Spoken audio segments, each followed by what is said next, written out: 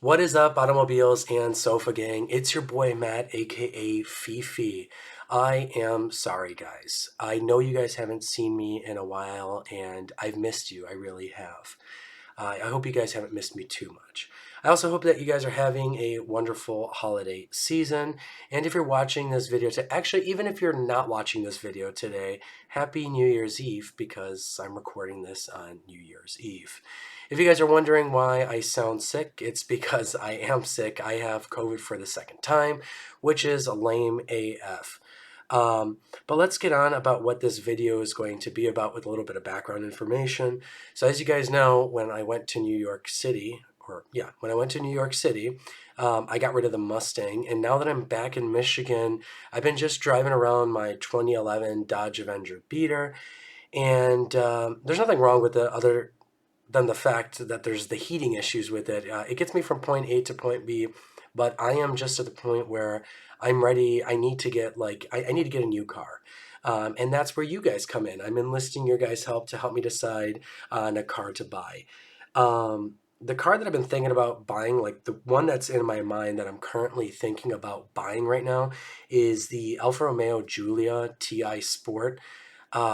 This car has just been the one that I've been kind of just like stuck on, and I want to know if that's something that I should do to just like stick on getting this, or if you guys have recommendations for anything else.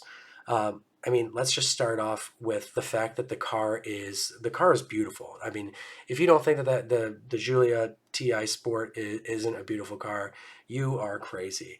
But let's get on to some of the specs. So it's got a turbocharged 2-liter inline four-cylinder, 280 horsepower, and 306 foot-pounds of torque, an 8-speed auto transmission with aluminum paddle shifters, and a 50-50 weight distribution, which, is perfect for corners. And your boy needs that because he's trying to take a Michigan left at 160 miles per hour. I'm just joking. I wouldn't actually do that.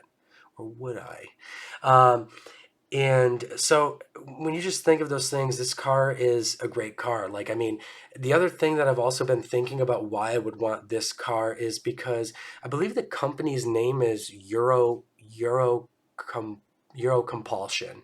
And what I've done my research online, and they offer this like really awesome like performance package that you could buy, where you get a cold air intake, a really nice sounding exhaust. I actually really like the sound of it, and some tunes which add like super crazy like horsepower gains to this car, as well as like a few other options that you can get in this tune. It's just like overall this car has been something like you get like these column mounted paddle shifters, 50-50 weight distribution. You get this awesome tune for this car. It's just an all-around great car, and I've been so stuck on this.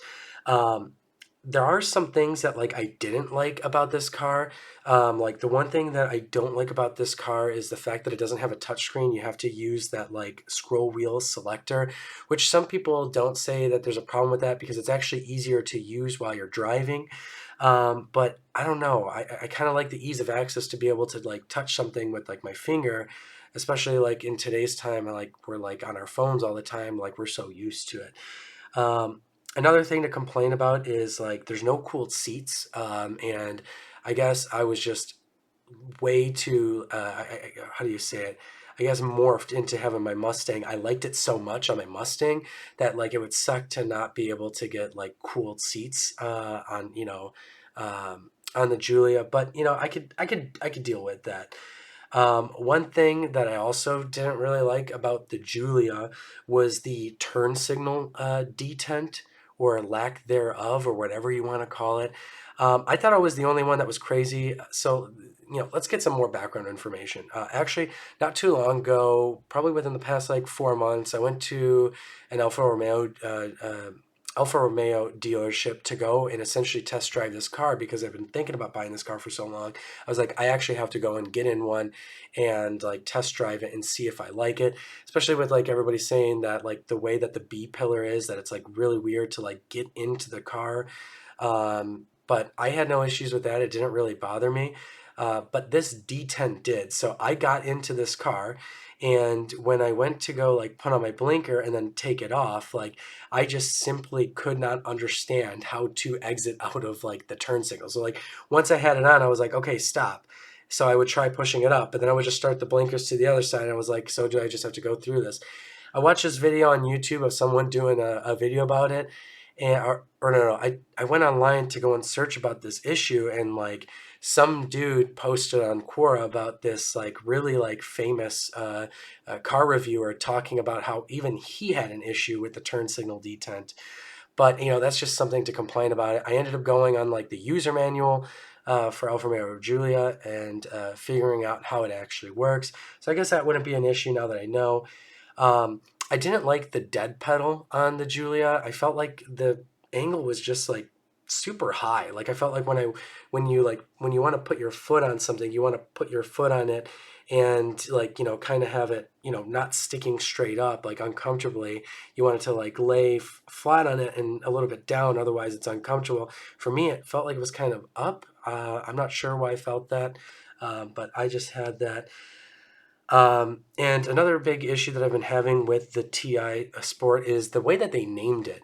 So it's like really hard to actually search it because I thought that this was an actual trim, and so the name of the car would be the Alfa Romeo Giulia TI Sport, but I'm pretty sure it's actually just the Alfa Romeo Giulia TI, and then it's like a sport package that's at like I just had this issues with like trying to figure out like how you actually search for this car. Is it actually just a TI and you have to look for one with a sport package, or was the TI Sport a separate like model name? And what I ended up finding out is that it's not an actual separate model name. It's actually like a sport package. It's super weird. But anyway, um, so I drove the car and it felt great. It felt fast, even without the like without a tune. I obviously drove a stock one at the dealership, and I overall liked the car. I liked the way the bowstring on the seat felt. The car was just overall just nice. Like even if it took me a while to get this tune on the car, I'd be fine with the speed that it's at. Like for the time before I can get those parts and start doing the work for it. I thought it was like plenty fast enough, and and it's a nice car. It drove well. I put it, and tried the different modes. I think it uses like the DNA, the dynamic, the normal, and then the A. I forgot what the A stands for, but I tried them all, and it was great. Everything about this car I just like.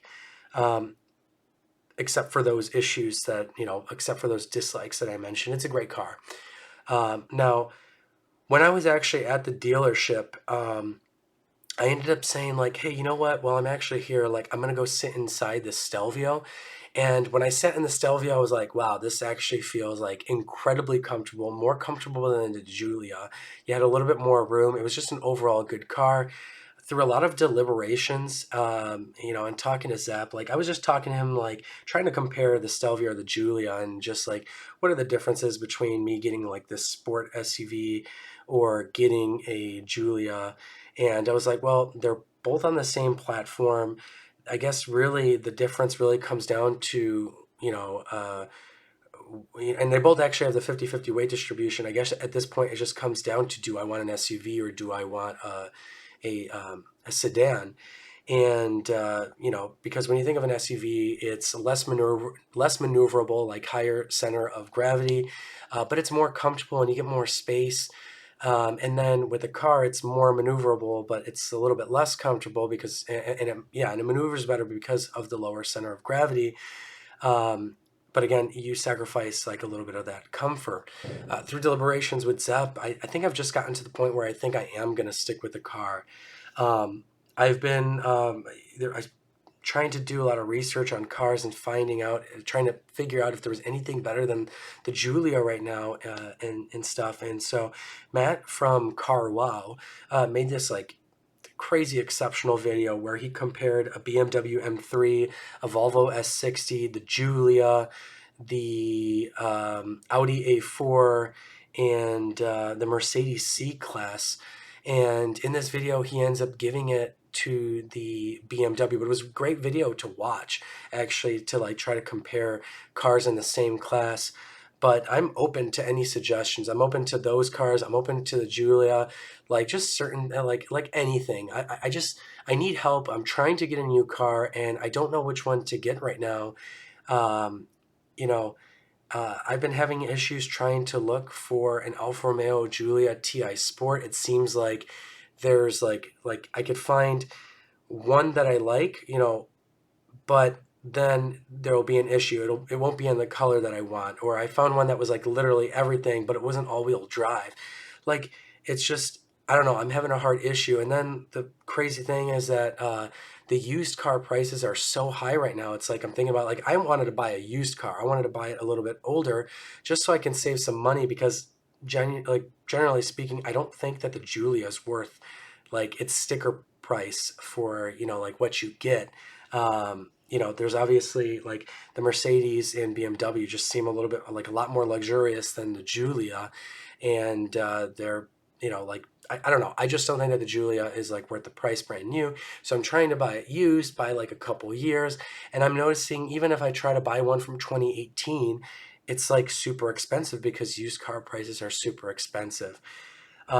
Anyway, I keep on dragging this on. Guys, this is all the information that I have about the Giulia and about cars that I'm looking for. I'm still open to the idea of an SUV. I like those smaller SUVs, like the BMW X3, the Range Rover Evoque, obviously the Alfa Romeo Stelvio. Um, but I've had my heart set, or I've had my kind of like my mind set on this Giulia.